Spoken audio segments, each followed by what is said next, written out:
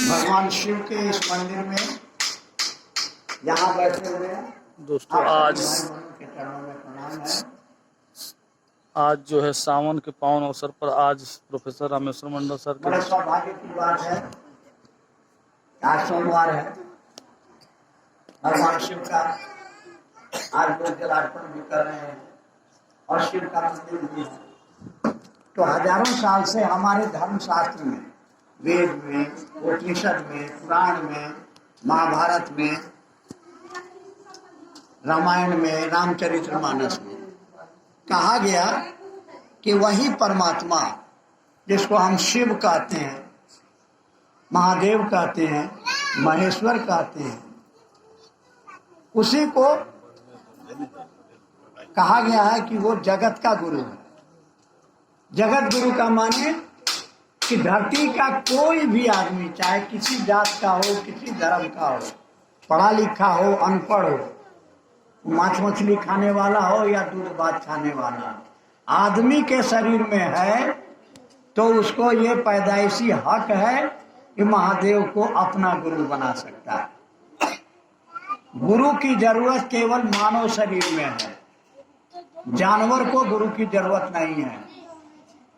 गाय का बच्चा माँ के पेट से निकलता है, उसको मालूम है कि हमको दूध कहाँ पीना है, कैसे पीना है, अपने से उठ के दूध पी लेगा। उसकी माँ को ये सोचना नहीं है कि हमारा बच्चा कैसे दूध पिएगा। लेकिन आदमी के बच्चा को उसकी माँ को ज्ञान दिया गया है, उसके आसपास के लोगों को ज्ञान दिया गया है कि बच्चा पैदा होगा तो उसको दूध हमको पिलाना है। अपने से बच्चा उठ करके दूध नहीं पी सकता है। बच्चा को सिखाना पड़ता है कि बिछावन पर पेशाब मत करो, ये तुम्हारा बाबूजी है, ये तुम्हारा भाई है, ये तुम्हारा बहन है। आदमी को सिखाना पड़ता है। लेकिन यह जो ज्ञान आपको है, इस ज्ञान से आप पक्का का घर बना लीजिए, गाड़ी खरीद लीजिए, बैंक में पैसा जमा कर लीजिए, लेकिन आप जीना चाहते हैं, आप मर जाते हैं। हंसना चाहते हैं, रोना पड़ता है। आप चाहते हैं कि व्यापार में तरक्की हो तो घाटा लग जाता है। तब क्या उपाय है? तब कहा हमारे ऋषि मुनियों ने कि गुरु उपाय। अब गुरु किसको बनाए? तो हमारे ऋषि मुनियों ने कहा, कोई नई बात नहीं है, कि वही महादेव जो शरीर में नहीं है लेकिन आपकी बात सुनता है। हम देवघर कॉलेज में प्रोफेसर थे। एक आदमी से पूछे कि आप यहाँ आते हैं, यहाँ तो पत्थर का शिवलिंग है, कोई आदमी नहीं है, तो क्या मिलता है? कहा कि सुनो बाबा, हमरा 6 गो बेटी बने, भोरे भोरे अगर घर से निकलते तो जाती कि निपुतरा का मुंह देखे हैं, आज दिन हमरा खराब है, बड़ा दुख होता है। तो यही देवघर में आकर के मैया पार्वती के मंदिर में, महादेव के मंदिर पर मुंह करके खूब मने मने रोए, गाए, महादेव से दया मांगे कि हमको माथा से ये कलंक हटा दीजिए, वो बेटा चाहिए। और हमको बेटा हुआ। और ऐसा एक नहीं, हजारों लोगों ने कहा कि हमने महादेव से मांगा, बेटा मांगा, बेटी की शादी मांगी, नौकरी मांगी, बीमारी से छुटकारा मांगा और महादेव ने दिया। तो जो महादेव बिना शरीर में रहे हुए आपको बेटा देता है, आपका बेटा का ब्याह कराता है, आपका रोग दूर करता है, हमारे ऋषि मुनियों ने कहा कि वह गुरु है। हम नहीं कर रहे हैं। गोस्वामी तुलसीदास जी ने रामचरितमानस में मैया पार्वती के मुंह से कहवाया कि हे महादेव, तुम त्रिभुवन गुरु वेद बखाना, आप तीनों भुवन के गुरु हैं। इसका माने कि आप राक्षस रहिए, चाहे देवता रहिए, चाहे आदमी रहिए, आप शिव को गुरु बना सकते हैं, त्रिभुवन के गुरु। और हमारे बाबा तो ही हैं, क्या कि हम जो मांगते हैं हमको आप देते हैं। तो तनिक ज्ञान मांग लीजिए। क्या कि ज्ञान जो है आपको लेना होगा।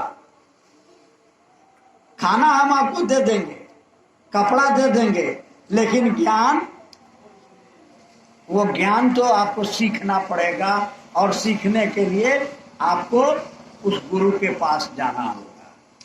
आप बीमार हैं तो डॉक्टर के यहाँ जाना होगा, या डॉक्टर आपके यहाँ आएगा, इलाज करेगा। तो कैसे बनावे? महादेव तो शरीर में नहीं है, लेकिन वो काम करते हैं। तो तनी जांच लीजिए। हमारे साहब श्री हरिनानंद जी ने महादेव को गुरु माना। कहाँ माना? आरा के गांगी श्मशान में रात के 2 बजे। यानी आपको महादेव का शिष्य बनने के लिए नहाना धोना, नया नया कपड़ा पहनना, गुरु महाराज को 11 टका 21 टका 51 टका कुछ नहीं देना है। आप कहीं भी मन में संकल्प ले लीजिए, आपको भरोसा हो या नहीं हो महादेव पर, कोई एक को पैसा भरोसा नहीं कि महादेव शरीर में नहीं है। जो साहब श्री हरिनानंद ने कहा, हमने मन में कोई भरोसा नहीं था, कोई विश्वास नहीं था कि शरीर में है या नहीं है। हमको ज्ञान कौन देगा, हमको मंत्र कौन देगा? लेकिन मजबूरी में एक बात हमारे दिमाग में आई कि हमारे जितने शरीरधारी गुरु हुए, कि हम लोग जाते थे साहेबगंज कॉलेज में, जब वो मेरे विद्यार्थी थे तो हमको भी साथ ले जाते थे। एक रात कब्रिस्तान में कब्र पर बैठ के साधना करते थे, और एक रात गंगा किनारे श्मशान में। 1 साल तक बिना नागा हम लोग करते रहे। हाँ, उनको गप करने के लिए अबे किया है तो क्या करेगा, मन लगाने तो मनोरंजन है, इसको क्या माने बेचारे को। तो खैर, तो वो साहब ने महादेव को गुरु मान लिया। शर्त लगा दिया कि आप आसमान से मेरे सामने आइएगा, गुरु नहीं मानेंगे। आदमी के रूप में आइएगा, गुरु नहीं मानेंगे। काहे कि रावण आया था साधु बन के और सीता मैया का हरण कर लिया। तो कोई आदमी आके बोलेगा कि हम ही महादेव हैं, ठग लेगा तो कहाँ जाइएगा? जो शरीर में भी नहीं है कि उस पर केस मुकदमा करिए। प्रेत आता है आपके गांव घर में, आता है देखते हुए, काली बन के आता है, कभी हनुमान बन के आता है। हाँ, उसको हम लोग कभी ₹1 2 ₹5 जैसा जिसका औकात है दे देता है। तो प्रेत भी आता है, आपके देह पर आता है, कहेगा कि हम ब्रह्म पिशाच हैं, हम पीपल पर के देवता हैं, आता है। तो वहां तो ठगाने का है पूरा। तो उन्होंने कहा कि हम बहुत ठगाए हैं भैया, और जितना गुरु हमको मिला शरीरधारी 15 गो, सब कहता था कि गुरु भगवान होता है। मंत्र पढ़ता है, गुरु ब्रह्मा गुरु विष्णु गुरुदेवो महेश्वर गुरु साक्षात पर ब्रह्मा तस्मै श्री गुरुवे नमः। वो परमात्मा ही गुरु है। तो जब परमात्मा है और कहाँ है, तो सिया राम मैं सब जगह जानी, हम में तुम में खड़े खम्भ में, यानी कण कण में जब वह परमात्मा है तो उसको खोजने कहाँ जाइएगा? मोको कहाँ ढूंढे बंदे, मैं तो तेरे पास।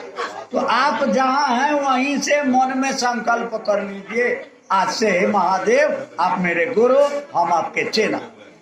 आपके माथा में एक चुटकी सिंदूर को डाला और आपका मन पकड़ लिया कि आज से ये मेरा पति है, आज से हम इसकी पत्नी है। उसके लिए बैठ के तपस्या करते हैं। भगवती ने किया था, जन्म जन्म यही रगड़ हमारी, अब बरो शंभु नहीं तो रहो कुमारी। बाकी धरती पर कोई नहीं तपस्या करता है। माथा में चुटकी भर सिंदूर पड़ा, अब मन बुझ गया कि मेरा पति है, मेरी पत्नी है, कि महादेव मेरा गुरु है। कैसे मिलेगा, कैसे चेला बनेंगे? आपको कहीं जाना नहीं है, आपको शरीर ही गुरु कहेगा कि लहसुन छोड़ के आओ, प्याज छोड़ के आओ, नहा धो के आओ, पैसा लेके आओ, तब चेला बनाएंगे।